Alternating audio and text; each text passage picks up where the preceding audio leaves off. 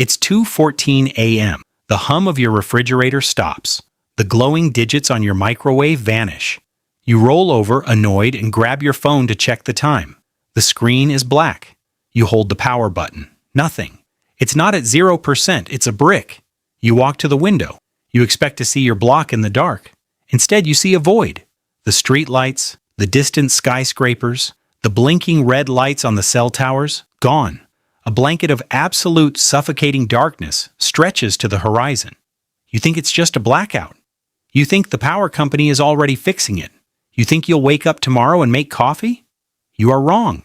In exactly 72 hours, the city you know will no longer exist.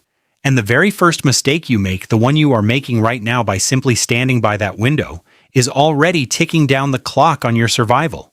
Because the darkness isn't the threat. The darkness is just the starting gun. And you don't even know what you're running from yet. Morning breaks. Hour 8. The silence in your apartment is deafening. You walk to the kitchen and turn the faucet. A short hiss of air, a trickle of brown sludge, and then nothing. Why? Because you don't understand how your city breathes. You think water comes from a pipe. It doesn't. It comes from electricity. If you live anywhere above the 6th floor of an apartment building, gravity is now your executioner. City water pressure only pushes up about 60 feet. Every drop of water above that is pumped by massive, grid-tied electric turbines in your basement. No power, no upward pressure. Your taps are dead. This isn't just a fun piece of architectural trivia. This is your first survival mandate. Right now, there are exactly 40 gallons of clean, drinkable water hidden in your apartment, but you have less than an hour to claim it before it turns toxic. It's in your water heater. It's in the pipes in your walls. But here is the trap. As the water level drops across the city, a vacuum forms in the municipal mains. That vacuum is about to suck all the water in your apartment's pipes backward, pulling it out of your building and into the street mains, mixing it with stagnant ground sludge. If you don't find your apartment's main shutoff valve and sever your connection to the grid right now, you lose your only water source. But let's say you know this.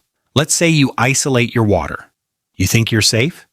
You've only bought yourself time for the next invisible killer to arrive? Hour 24. Night falls on the first day. The psychological phenomenon known as normalcy bias is wearing off.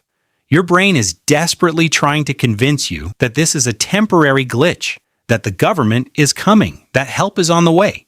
Look out your window. See those flashes of light? Those aren't flashlights, they are candles.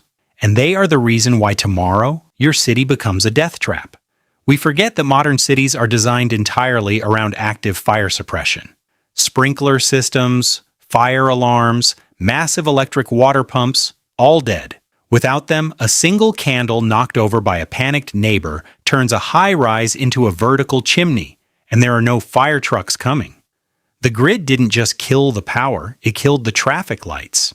The streets are a graveyard of stalled, abandoned vehicles. First responders are paralyzed. If you smell smoke, you have minutes to leave. But leaving your apartment introduces you to the harshest mathematical equation of human survival, Dunbar's number.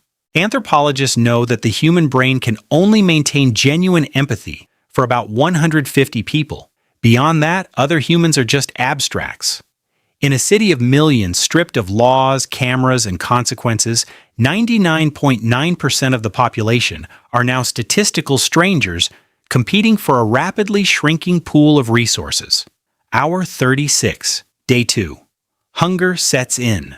You made the mistake of opening your fridge yesterday to check on your food. Every time you opened that door, you dumped the dense, cold, thermal mass onto the floor, replacing it with warm air.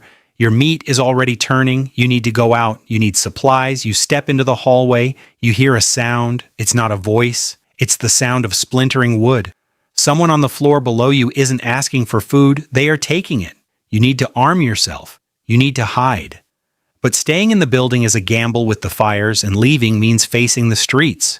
You choose the streets, and that is when you notice something that shatters your entire understanding of what is happening to you. Hour 48. You are navigating the alleys. You assumed this was a Carrington event, a massive solar flare that fried the global grid, or maybe an EMP from a high-altitude detonation. That's what the survival blogs always warned about, right? If it was an EMP, the microchips in your car, your phone, and your radio would be physically melted, dead forever. You duck into an abandoned hardware store to hide from a roaming group. You trip over something in the dark. An old, dust-covered emergency radio. A crank-operated shortwave. It has no microchips. It relies on basic analog transistors. You crank the handle. Crank, crank, crank. You press the power button. Static hisses into the quiet room. It works. Relief washes over you. You start dialing through the frequencies, expecting to hear the emergency broadcast system. You expect the robotic voice telling you where the FEMA camps are. You expect the military. You spin the dial. Static, static, static, and then you catch a signal. But it's not a distress call. Tuesday evening. Traffic flowing smoothly. A baseball game. You look at the dial. You are picking up a local AM station from a town just 40 miles away. They have power. They have sports. They have traffic. Your mind races, connecting the horrific dots. Your phone didn't die because of a solar flare. The water pumps didn't fail from an EMP. The grid wasn't destroyed, it was turned off. And the dead phones, the total lack of cellular signal? That's not a blackout. That's a localized military-grade jamming field. You aren't in a disaster zone. You are in a quarantine. Everything you've done for the last 60 hours, rationing water, hiding from neighbors, surviving the darkness, was based on a lie. You thought you were waiting for a rescue. But nobody is coming to save a quarantined city. They cordoned you off. They shut off the lights. They jammed the signals. Why? What is in this city that they are trying to keep in the dark?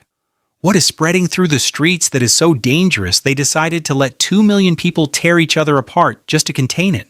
And more importantly, how do you get out before they glass the grid completely? Hour 60.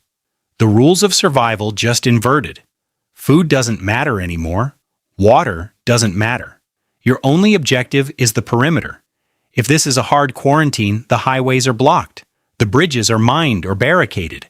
If you walk up to a military checkpoint, you won't be greeted with a blanket and a hot meal. You will be categorized as a potential vector. You will be turned back, or you will be shot. You have 12 hours left before dehydration and exhaustion make you physically incapable of walking the 15 miles to the city limits. You have to use the very infrastructure they shut down against them. You remember the municipal water mains, the ones that are currently empty because the pressure dropped. The massive, 6-foot-wide concrete arteries that run deep beneath the subway lines, connecting the city reservoir to the outside counties. They blocked the roads, they blocked the sky. But they can't pour concrete into the deep earth water mains without permanently destroying the regional infrastructure. It's dark. It's a 15-mile walk underground in pitch black. It is the most terrifying thing you will ever do, but it is the only crack in the wall. Hour 72. You are standing at the edge of the access tunnel. You look back at the skyline one last time. Plumes of black smoke rise from the financial district.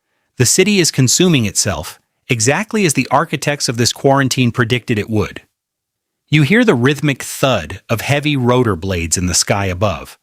They aren't news choppers, they're Apache gunships, and they are circling the perimeter. You step down onto the rusted iron rung of the ladder. You survived the blackout. Now, you have to survive the dark. If you want to know exactly how to navigate an abandoned underground municipal tunnel without suffocating from methane buildup, you'll need to understand the fatal mistake urban explorers make every single day.